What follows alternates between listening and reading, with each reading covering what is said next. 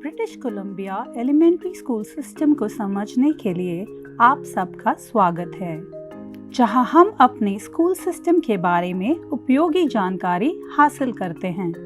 आइए निरीक्षण करें। स्कूल का सेशन सितंबर के शुरू से जून के अंत तक होता है। दिसंबर में 2 वीक्स, मार्च में 2 वीक्स, जुलाई और अगस्त में छुट्टियों के दौरान स्कूल बंद रहते हैं। अलग अलग स्कूल डिस्ट्रिक्ट के कुछ अतिरिक्त दिन भी हो सकते हैं। कृपया अलग अलग स्कूल डिस्ट्रिक्ट की वेबसाइट देखिए। स्कूल 5 साल की उम्र में शुरू होता है, जो कि ऑप्शनल है, लेकिन 6 साल अनिवार्य उम्र है। और किंडरगार्टन से ग्रेड 7 को आमतौर पर एलिमेंट्री ग्रेड्स कहा जाता है, जिसमें 5 साल से 12 या 13 साल की उम्र के स्टूडेंट्स होते हैं। एलिमेंट्री ग्रेड्स में पढ़ाए जाने वाले विषयों में शामिल है English language arts, mathematics, physical and health education, science, social studies, applied design, skills and technologies, arts education, dance, drama, music, visual arts, career education, core French या French immersion। BC में एलिमेंट्री स्कूल अन्य देशों की तुलना में समान या अलग-अलग कैसे हैं? स्कूल दुनिया में कहीं भी स्कूल होता है, लेकिन कुछ मायनों में BC में एलिमेंट्री स्कूल आपकी अपेक्षा से अलग है। BC स्कूल सिस्टम को समझने में आपकी मदद के लिए यहाँ कुछ प्रश्न और उत्तर दिए गए हैं। मेरे बच्चे के लिए सबसे अच्छा स्कूल कौन सा है? आपके बच्चे के लिए सबसे अच्छा स्कूल वही है जो आपके घर के पास है, ताकि आपका बच्चा अधिक आसानी से दोस्त बना सके और सब एक साथ स्कूल जा सके। इसमें वह बच्चे शामिल है जिनका सोशल और आर्थिक सत्र एक जैसा है, जो घर पर इंग्लिश के बजाय कोई अन्य भाषा बोलते हैं और जिन्हें करिकुलम को सीखने में मुश्किल आती है। कुछ फिजिकल, इंटेलेक्चुअल या इमोशनल चैलेंजेस या डिसेबिलिटीज वाले गिफ्टेड बच्चे और टैलेंटेड बच्चे भी हो सकते हैं। मेरे बच्चे को अगले ग्रेड में जाने के लिए कितनी मेहनत करने की जरूरत है? बच्चे एक ग्रेड से दूसरे ग्रेड में अपनी उम्र के आधार पर जाते हैं, अपनी क्षमता के आधार पर नहीं।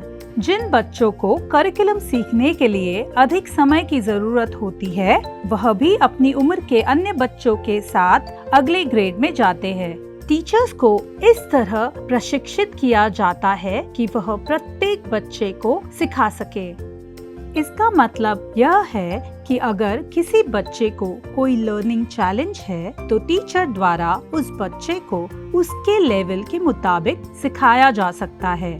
इसी तरह प्रतिभाशाली बच्चों को एक ऐसा कार्यक्रम प्रदान किया जाएगा जो उन्हें चुनौती देगा, ताकि वे अपनी सोचने और सीखने की क्षमता का विस्तार करना जारी रखें। यह बच्चे वही करिकुलम सीखेंगे जो उनके लिए सबसे उचित स्तर पर होगा। क्या मेरे बच्चे को अंग्रेजी सीखने में मदद मिलेगी? छात्रों को इंग्लिश लैंग्वेज लर्नर प्रोग्राम की मदद तब मिलती है जब उनके पास ग्रेड लेवल की अपेक्षाओं को पूरा करने के लिए पर्याप्त इंग्लिश नहीं होती। English language learner teachers English और एकेडमिक कोर्सेज की विशेष वोकैबुलरी दोनों को पढ़ाते हैं जो छात्र भविष्य में पढ़ेंगे। बेसिक इंग्लिश कम्युनिकेशन स्किल्स को सीखने में 2 साल तक लग सकते हैं। टेक्स्ट बुक की लैंग्वेज को सीखने में 5 साल से अधिक का समय लग सकता है। स्कूलों में सीखना किस प्रकार समान और अलग है जिसके हम अभ्यस्त हैं। शिक्षा कई अलग अलग तरीकों से होती है। सबसे बढ़िया सीखने का तरीका हर एक के लिए अलग होता है। कुछ केवल तथ्यों और विचारों को सुनकर और लिखकर अच्छी तरह सीखते हैं। हालांकि हम जानते हैं कि सीखने की प्रक्रिया में सीखने वाले का सक्रिय रूप में शामिल होने पर सीखना सबसे आसान है। सीखने के ऐसे तरीके जो छात्र को सही ढंग से सीखने में मदद कर सके, टीचर्स सिखाने के ऐसे ढंग डिजाइन करते हैं जिससे छात्र अलग अलग ढंग से सीख सके। बीसी स्कूल्स में आपको कई अलग अलग प्रकार की एक्टिविटीज देखने को मिलेगी। सभी एक्टिविटीज छात्र को सीखने में मदद करने के लिए डिजाइन की गई हैं। सीखना अलग अलग ढंग से हो सकता है। अकेले काम करना, कक्षा में ग्रुप या पेयर में काम करना, स्कूल के बाहर पूरी की गई एक्टिविटीज अकेले या दूसरों के साथ, फील्ड स्टडीज, फील्ड ट्रिप्स, लिखती काम, मौखिक कार्य, हाथों से काम करना, खेलना अपने आप से या ग्रुप में। ग्रुप में काम करना सीखने का एक महत्वपूर्ण तरीका है और हर उम्र के बच्चों के लिए स्कूल के काम का हिस्सा है।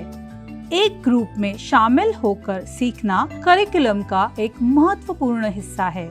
किसी प्रोजेक्ट या कार्य को पूरा करने के लिए एक साथ काम करने का मतलब है कि ग्रुप के सभी सदस्य सोशल और एकेडमिक स्किल्स के साथ साथ सौंपे गए कार्य को भी सीखते हैं।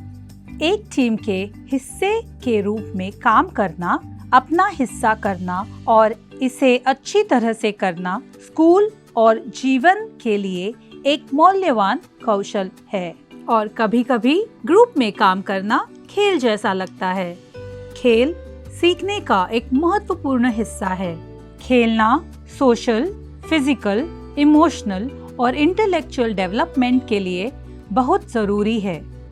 खेल जैसी दिखने वाली एक्टिविटीज को बड़े ध्यान से डिजाइन किया जाता है ताकि सीखने वालों में कोऑर्डिनेशन, इमेजिनेशन, टीम वर्क, नियमों का पालन करना और बारी लेने की क्षमता को विकसित करने की समर्था प्रदान की जा सके।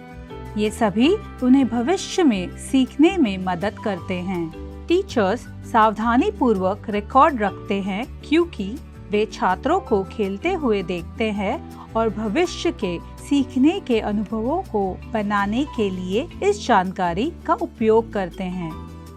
यह ध्यान रखना महत्वपूर्ण है कि अधिकांश प्रारंभिक शिक्षा खेल के माध्यम से होती है। Play based learning kindergarten curriculum का एक प्रमुख हिस्सा है। ऊंची आवाज में पढ़ना एक महत्वपूर्ण स्किल सेट है।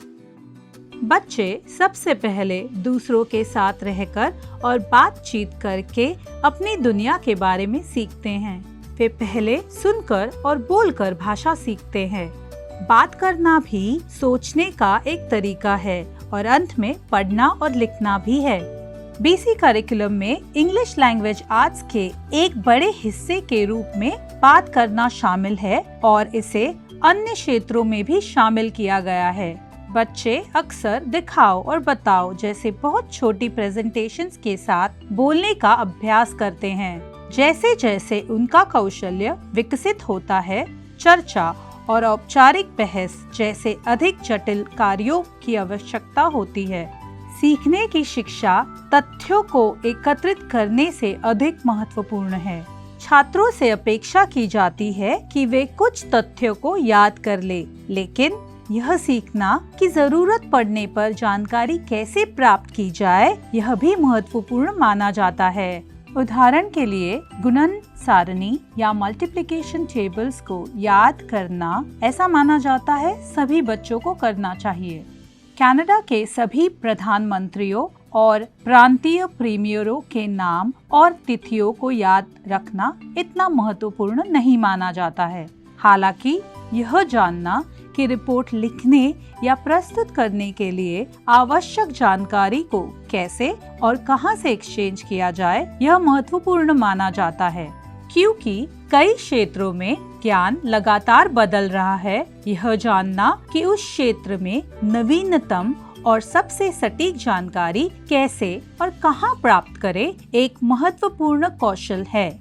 सभी बच्चों को तथ्य याद करने के लिए और याद न होने वाली चीजों के उत्तर खोजने का कौशल दोनों सिखाया जाता है। क्या मेरे बच्चे के पास होमवर्क होगा? क्यों? कितना होमवर्क होगा? होमवर्क के कई उद्देश्य हैं, जिनमें निम्न शामिल है। अगले दिन नया सीखने के लिए तैयार होना, सीखी गई कुछ बातों का अभ्यास करना और उनकी समझ को मजबूत करना, पढ़ने और लिखने में रवानगी लाना, वोकैबुलरी का ज्ञान बढ़ाना, अपने आप से और ग्रुप्स में काम करने का अभ्यास करना। होमवर्क के कुछ उदाहरणों में शामिल है निर्धारित क्लास वर्क को पूरा करना, मन में या ऊंची आवाज में पढ़ना, अध्ययन के लिए किसी विषय के बारे में अधिक जानकारी प्राप्त करने के लिए टीवी या इंटरनेट पर एक विशिष्ट कार्यक्रम देखना, लिखने का काम, किसी प्रोजेक्ट पर अपनी क्लास के दूसरे बच्चों के साथ काम करना, अलग अलग सोर्सेज जैसे कि लाइब्रेरी, इंटरनेट आदि से जानकारी एकत्रित करना। प्राइमरी ग्रेड में अक्सर कोई होमवर्क नहीं होता और इंटरमीडिएट के छात्रों के लिए एक दिन में लगभग 30 मिनट का होमवर्क होता है। यह प्रत्येक छात्र के लिए अलग हो सकता है। मुझे अपने बच्चे की प्रोग्रेस के बारे में कैसे पता चलेगा? कम्युनिकेटिंग स्टूडेंट लर्निंग CSL क्या है? साल भर कुछ इनफॉर्मल रिपोर्टिंग के साथ आपके बच्चे को एक साल के मध्य यानी मिड टर्म रिपोर्ट कार्ड, एक साल के अंत यानी ईयर एंड के रिपोर्ट कार्ड और एक साल के अंत में सीखने का लिखित सारांश प्राप्त होगा, जो छात्र के सीखने और साल भर के विकास को रेखांकित करता है। इवैल्यूएशन के यह तरीके आपके द्वारा उपयोग किए जाने वाले तरीकों से अलग दिख सकते हैं। लेटर ग्रेड प्रदान करने के बजाय हम communicating student learning CSL approach का उपयोग करते हैं।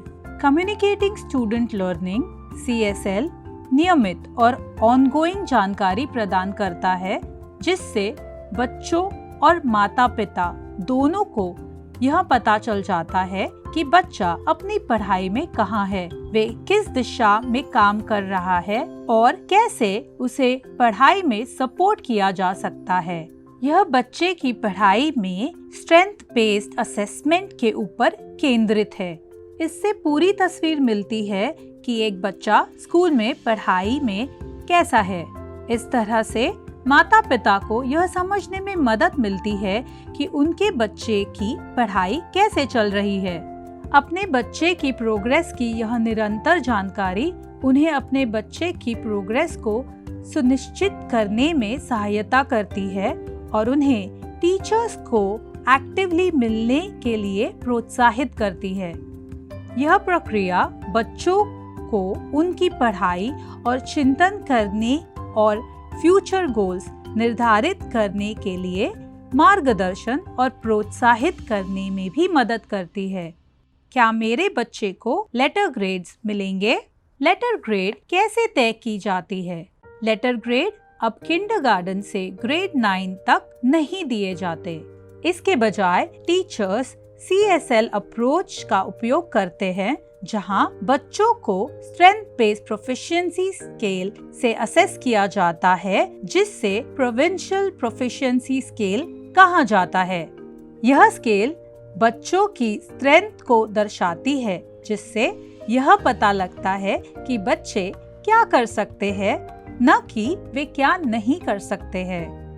इन डिस्क्रिप्टर्स में प्रोग्रेस के निम्न स्तर शामिल है: इमर्जिंग, डेवलपिंग, प्रोफिशिएंट और एक्सटेंडिंग। बच्चों की प्रोग्रेस के बारे में माता पिता को बच्चे के communicating student learning CSL report card पर रिपोर्ट किया जाता है। बच्चों के प्रोग्रेस पर रिपोर्ट लिखने के लिए प्रोविंशियल प्रोफिशिएंसी स्केल का उपयोग करने के साथ साथ टीचर्स बच्चों की learning strength, areas of growth और लर्निंग का समर्थन करने के तरीकों के साथ ईयर एंड समरी में बच्चों के विकास को रेखांकित करने के बारे में ऑब्जर्वेशन के आधार पर रिपोर्ट लिखते हैं। कुछ मामलों में प्रोविंशियल प्रोफिशिएंसी स्केल का उपयोग करके बच्चे की प्रोग्रेस का संकेत नहीं दिया जा सकता है। उदाहरण के लिए, यदि बच्चों की इंग्लिश प्रोफिशिएंसी असेसमेंट के लिए बहुत कम है या उनके लिए स्पेशल एजुकेशन की जरूरत है, तो यह भी असेसमेंट को रोक सकती है। कम्युनिकेटिंग स्टूडेंट लर्निंग और प्रोविंशियल प्रोफिशिएंसी स्केल के बारे में अधिक जानने के लिए कृपया अपने बच्चे की टीचर या स्कूल से संपर्क करें। क्यों कुछ बच्चे 2 ग्रेड्स वाली क्लासों में है और कुछ बच्चे नहीं हैं? क्या मैं अपने बच्चे को ऐसी क्लास में भेजना चाहूँगा? क्यों या क्यों नहीं? कभी कभी स्कूल एजुकेशनल पर्पसेस के लिए या स्कूल कैचमेंट में रहने वाले बच्चों की अधिकतम मात्रा को कंसिडर करने के लिए क्लासों को जोड़ते हैं। एक कंबाइंड या स्प्लिट क्लास उस क्लास को कहा जाता है जो 2 या 2 से अधिक ग्रेड के बच्चों से बना होता है। कंबाइंड क्लासेस एलिमेंट्री स्कूलों में सबसे अधिक होते हैं, जो 2 अलग अलग ग्रेड के बच्चों की कंबाइंड क्लास होती है, जिसमें एक टीचर दोनों ग्रेड के करिकुलम पढ़ाता है। उदाहरण के लिए, एक स्कूल में ग्रेड 2-3 कंबाइंड क्लास या ग्रेड 6-7 कंबाइंड क्लास हो सकती है। यह जानना महत्वपूर्ण है कि कंबाइंड क्लासों में बच्चों को छोटे बच्चों के स्तर पर पीछे नहीं रखा जाता है और न कि लोअर ग्रेड के बच्चों से उनकी क्षमताओं से ज्यादा काम करने की अपेक्षा की जाती है। लर्निंग स्टैंडर्ड सभी बच्चों के लिए ग्रेड अप्रोप्रिएट होती हैं, चाहे वे एक कंबाइंड क्लास में हो या ना हो। मैं अपने बच्चे को स्कूल में सफल होने में मदद करने के लिए क्या क्या कर सकता हूँ? फर्स्ट या होम लैंग्वेज का विकास जारी रखें। यह हमेशा समझें कि आपका बच्चा सोशल, इमोशनल और एकेडमिक चैलेंजेस का सामना कर रहा है। अपने बच्चे की सफलताओं का जश्न मनाइए और उसे समर्थन दें। अपने बच्चे के साथ कम्युनिटी और स्कूल के कार्यक्रमों में भाग लें। अपने बच्चे को एक्स्ट्रा करिकुलर एक्टिविटीज में भाग लेने के लिए प्रोत्साहित करें। हम आशा करते हैं कि यह वीडियो आपके अपने बच्चे के स्कूल के अनुभव के बारे में और स्कूल सिस्टम के बारे में बेहतर जानकारी प्रदान करता है। इस वीडियो में शामिल विषयों पर अधिक जानकारी वैंकूवर स्कूल बोर्ड की वेबसाइट पर उपलब्ध है।